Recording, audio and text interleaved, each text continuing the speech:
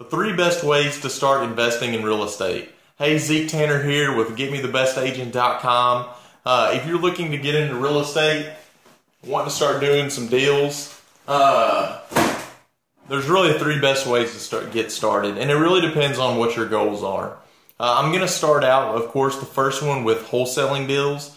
This is the best way for quick cash and getting to know the market.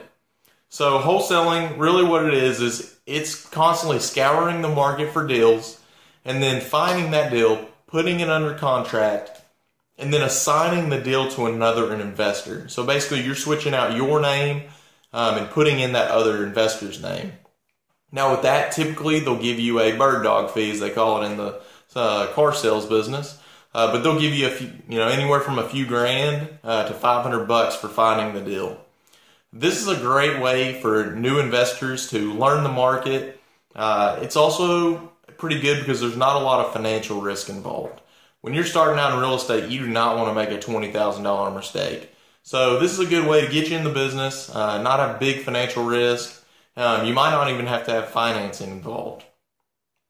And the last thing that I want to follow up with on wholesaling deals is you might want to get your real estate license.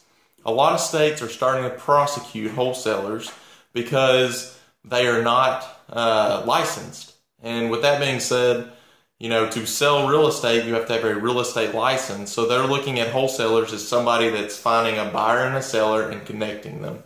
So that kind of sounds like selling real estate. So I'd recommend you get a real estate license.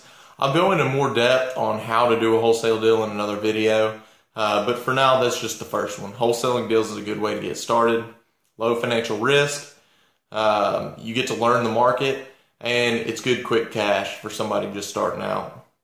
It also helps you actually build a little bit of reputation. When you go to banks, especially the banks I go to, they want to know how long you've been in the business, how long you've been doing it, because they do kind of take on one of the factors is, do you know what you're doing?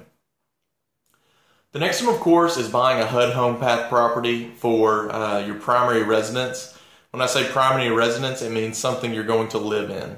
So what I mean by that is a great way to get into a really good deal with a good equity position is with a HUD home path property.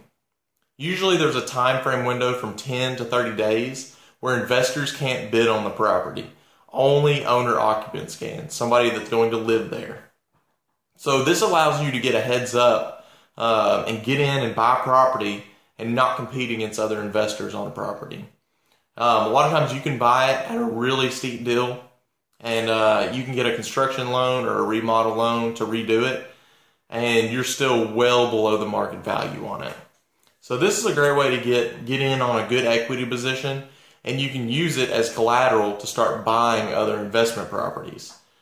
I really like this one because it does give you a taste of, you're not really renting the property yet, but it does give you a taste of what it costs to redo things. And it's also a live-in flip, so you don't really have that risk of an extra mortgage or something like that. 2, if any mistakes come along, you can usually absorb them because you bought it at a good enough discount. Now the last type to start investing in real estate is buy a multifamily. Now this one I really do like if you're looking to get into rental property. The main reason is because with multifamily you have a lower vacancy rate risk.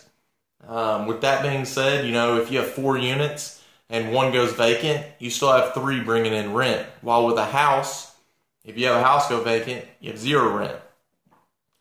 Another thing, this could be another live-in deal. If you don't have a lot of cash to start out, buying a investment property or a multifamily property and living in it, you can actually do 3.5% down. So one of my first deals I did, I had less than 3 grand down on the property. Each unit rented for $475, and then I had the 3rd unit to live in. So, with that, you have a lot of different tenants. It lets you get a taste of rental property. And 3.5% down to get in a property, that's not much money. So definitely a good deal there. So reviewing the 3 best ways, of course, wholesaling deals gets you to learn the market, quicker cash, not a lot of financial risk.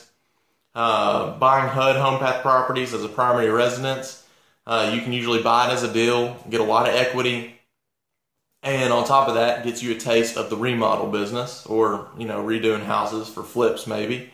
And the last, of course, buying multifamily.